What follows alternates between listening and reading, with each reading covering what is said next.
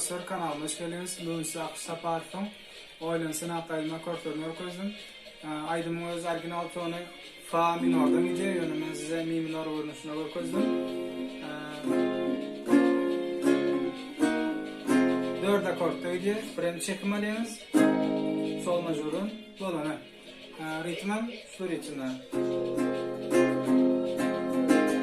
Hem yattandırsınız deyip umid ediyorum. Sebebi bundan önkü videolarda bir neçecek görkezdim. Yine gezek kaytalar geçeyim. Bir gezek aşağı, iki gezek yukarı, bir gezek yine aşağı.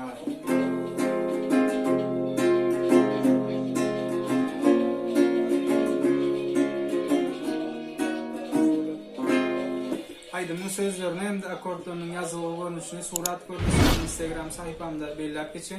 Instagram sayfamda paylaştım. Şöyle yerden görüntülerseniz. Videolarımız yaran olsa kanalıma azal olmayın da like koymayı, atları çıkarmam. Şimdiki videoları görüşen çekemez. Sağ olun.